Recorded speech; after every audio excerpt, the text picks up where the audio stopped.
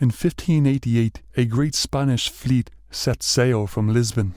Their objective, to invade England and to overthrow the tyrannical regime of Elizabeth I. However, they were defeated in an epic naval battle off the coast of Calais. But luckily, only one Spanish ship was actually sunk by the English, and the majority of the fleet was able to return home to Spain. However, due to severe hurricane winds, they were forced to take an unusual route. The Armada had to travel up the North Sea, around Scotland and the north and east coast of Ireland. And it's on the jagged coast of Ireland that the Spanish suffered heavy losses. 24 ships were wrecked by the stormy weather, and thousands of Spanish soldiers and sailors either drowned or swam ashore. And those who survived faced a nightmarish situation. Ireland in 1588 was in the throes of a brutal invasion by the English. The Tudor regime was struggling to extend its control over the entire island, facing fierce resistance from many Irish lords. But the English still had garrisons scattered throughout the country. On the 21st of September 1588, a great wind wrecked 2 ships of the Spanish Armada off the coast of Cuellar. Both ships totaled about 1,100 men. 800 of them drowned inside the ships or jumped into the water, never to be seen again. Around 300 men managed to survive, and they crawled onto the beach, half drowned and totally malnourished, where they were massacred by English soldiers. The location where the massacre occurred is now known as Spanish Point in County Clare. But other Spaniards were more fortunate.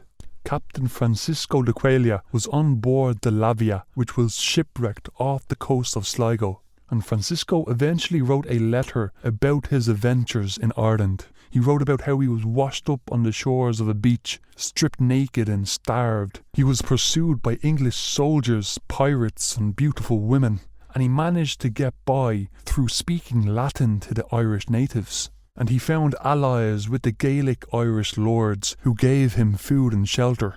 And he even fought a battle under siege against English troops garrisoned in Ireland.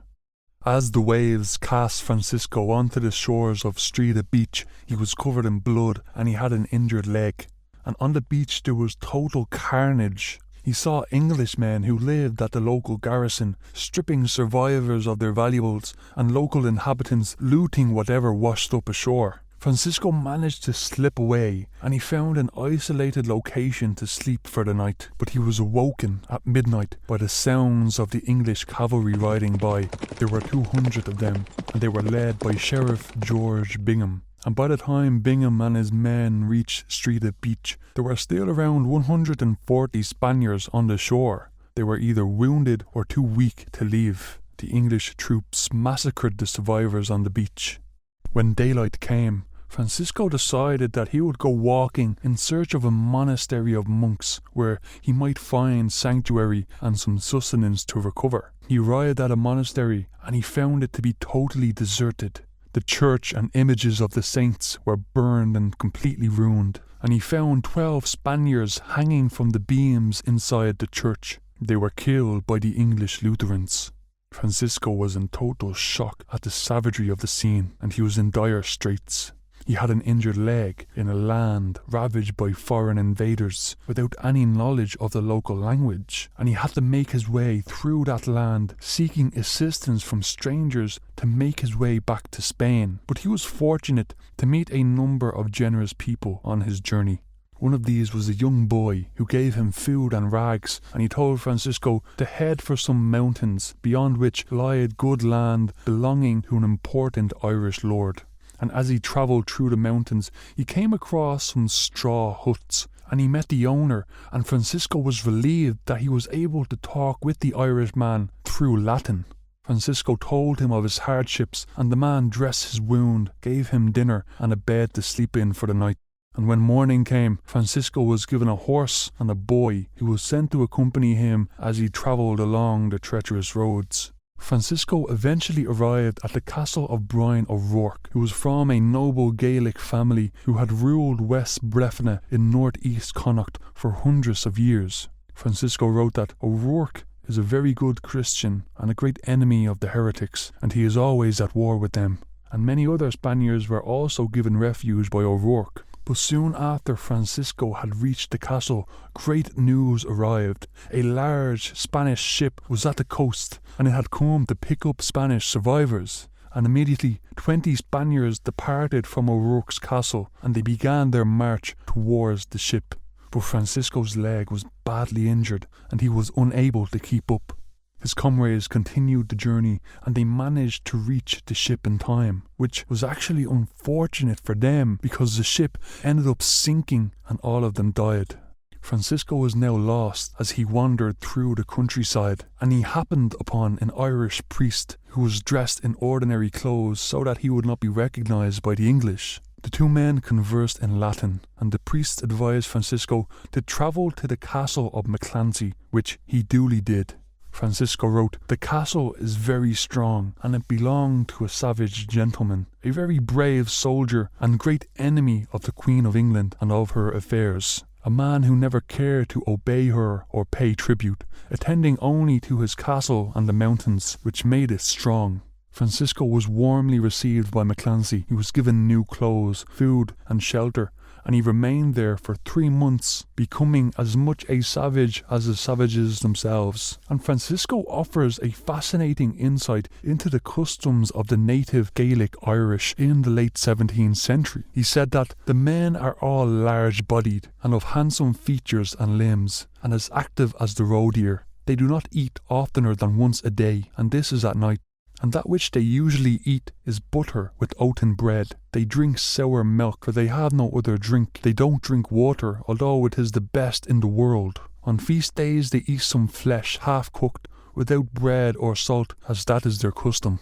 They clothe themselves according to their habit with tight trousers and short loose coats of very coarse goat's hair. They cover themselves with blankets, and they wear their hair down to their eyes. They are great travellers and can endure any hardship. They carry on perpetual war with the English, who keep garrison here for the Queen. And although Francisco was having a rather pleasant time in McClancy's territory, it wouldn't last for much longer. A great army of English soldiers had arrived from Dublin, and they were seeking out the Spaniards, and they were looking to exact vengeance on anyone who sheltered them. McClancy and his people were forced to retreat to the mountains, and they expected the Spanish to follow them, but they had other ideas. Francisco and his 8 countrymen would hold the castle and defend it to the death, and McClancy gave them enough provisions to last 6 months. The English came to attack the castle with almost 2,000 men, but they stopped 1.5 miles away due to the great body of water that lay around the castle. The English then attempted to intimidate the besieged Spaniards by hanging 2 of their countrymen, but their efforts were in vain. The English besieged the castle for 17 days before the winter snow forced the English to retreat and seek shelter. The English were now gone, but they would return by springtime, so now was the time to make a break and head to the northern coast where they could take a boat to Scotland. And so, after 7 months in Ireland, Francisco sailed to Scotland before eventually reaching Flanders, and that is where he penned his famous letter. Brian O'Rourke and Tadhg McClancy were later executed for treason against the English crown and for helping the survivors of the Armada. And the Armada crashing in Ireland changed the course of Irish history, because many of its survivors were taken in by Hugh O'Neill, which led to links being forged with Philip II of Spain, and those links would prove to be vital with the outbreak of the 9 Years' War in 1593. Some of the survivors of the Lavia, which Francisco de Cuéllar captained, served as soldiers in the clan of the O'Neills right up until the late 1590s. Meanwhile, Pedro Blanco, a survivor of the La Juliana, became Hugh O'Neill's personal guard and one of his most trusted men. Blanco commanded Irish troops at the Battle of the Ford of the Biscuits, and he fought at the Battle of Yellow Ford, where the Irish won a great victory against the English. Blanco later lived out the rest of his life with his exiled chieftain in Rome, and he remained faithful to the man who has served him until the end.